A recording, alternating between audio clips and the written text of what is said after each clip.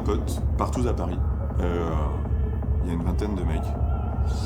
Et il y en a un qui, au bout d'un moment, un peu fatigué, s'endort et fait la sieste. C'est dans le salon, les mecs continuent à baiser autour.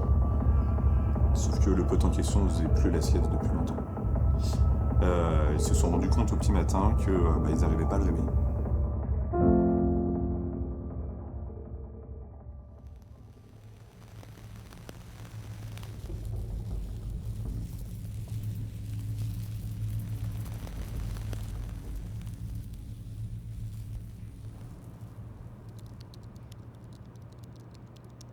De façon consensuelle, toutes les études sur le plan international, elles montrent qu'il y a une surreprésentation de la pathologie addictive dans la communauté LGBT, 2 à 3 fois supérieure à celle de la population générale, cisgenre, hétéro, si on doit catégoriser comme ça.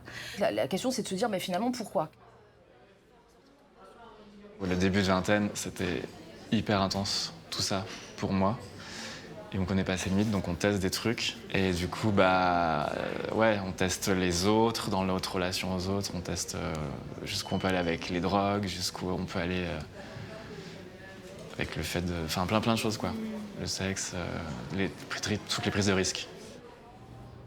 C'est le modèle du stress des minorités, qui a été introduit à peu près en 2003 par Mayer. Quand on appartient à une minorité qui est stigmatisée, on est soumis à des stress qui sont chroniques. Tout le temps, tous les jours et dans tous les domaines de sa vie. Les gens en prenaient, on continuait de faire la fête avec, et je les voyais dans des états super. Eux et elles, je les voyais dans des états super, et moi, c'est très rare que j'étais dans des états super. Ça a souvent été très catastrophique. Les stress qui sont externes, ils sont assez simples à identifier. C'est le fait d'être stigmatisé, du fait de son orientation sexuelle ou de son identité de genre, le fait d'être harcelé à l'école ou d'être mal inclus au travail, etc. Il y a une surreprésentation des violences, des gens qui sont soumis à des violences physiques, psychologiques, etc. Et puis, il y a les facteurs de stress permanents qui sont internes, qui sont, par exemple, tout ce qui est homophobie ou transphobie internalisée. C'est terrible de décevoir ses amis, de risquer de les perdre. Donc je me suis dit non, ok, stop. Là, je veux rester vivant, je veux garder mes potes, je veux pas finir... Ça, ces facteurs de stress, en fait, ce qu'ils engendrent, c'est qu'on est tout le temps stressé comme si on était tout le temps en danger. C'est aussi quelque chose qui se passe au niveau biologique, c'est-à-dire que ça fait qu'on libère du cortisol tout le temps en excès, et finalement, le fait de pouvoir consommer, la consommation, dans un premier temps, elle va venir réduire ce stress.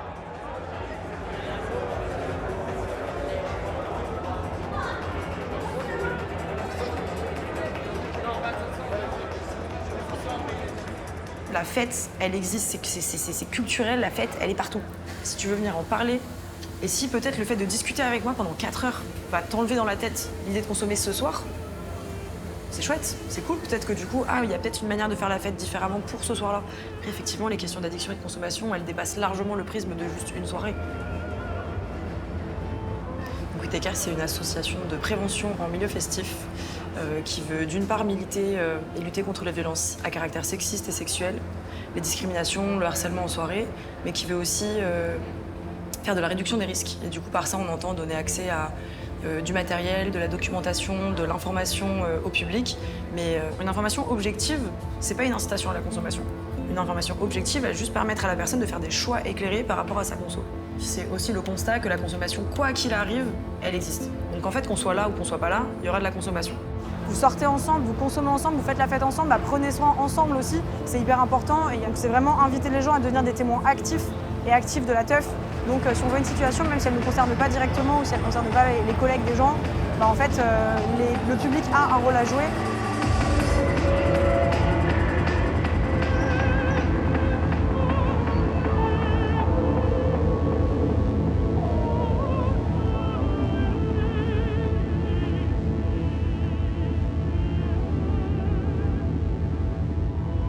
Les pires expériences que j'ai eues avec la drogue, elles ont été quand j'avais 17-18 ans. Ça a été vraiment la grosse période où en fait d'une part, je faisais n'importe quoi et d'autre part, des personnes ont fait n'importe quoi avec moi. Voilà, si tu prends, ouais, ok, t'as tous les effets comme ça qui sont positifs, t'as tout ça qui est négatif. À toi de choisir si la balance elle te va, si la balance elle te va pas, ne prends pas. Il y a vraiment un truc de genre c'est cool de consommer et du coup d'essayer de donner accès au fait que de ne pas glamoriser en fait la consommation. À la frontière entre tu passes un bon moment, tu passes un mauvais moment, t'es mort, bah elle se compte en milligrammes. Et il y a eu la combinaison en fait entre j'ai envie de me détruire et j'ai envie de me faire du bien. Et ça a été toujours un peu l'équilibre précaire que j'ai eu dans toutes les consommations. En fait, ça me permettait juste de m'anesthésier complètement de toute douleur mentale ou physique et de penser à complètement autre chose parce que quand t'es bourré, tu penses pas à tes problèmes. Souvent, au début, tu le fais en cachette de tes parents, après tu le fais en cachette de la société. Et si vraiment ça devient un problème, tu le fais en cachette de tes potes. Et là, à partir de là, c'est la giga merde. Si tu mens à tes potes sur ta consommation, tu peux te sauver que tout seul. Donc il y a tout aussi un parcours et des choses à construire pour l'avenir avec le patient pour que justement il arrive à se protéger. Ça ne sous-entend pas que des soins, mais aussi une vie qui se fait autrement. Que finalement, que ce soit le symptôme soit l'addiction, que le symptôme soit un trouble sexuel ou autre chose, n'importe quoi, c'est toujours le fil par lequel en fait on déroule une pelote de laine où ça n'a rien à voir avec tout ça.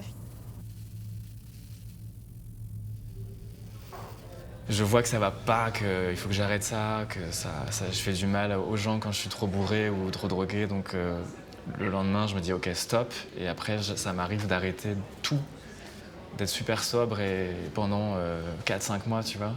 Et après, je me dis oh, ça va, une petite bière, machin. Et puis je reprends un peu l'alcool. Mais c'est par période, ouais.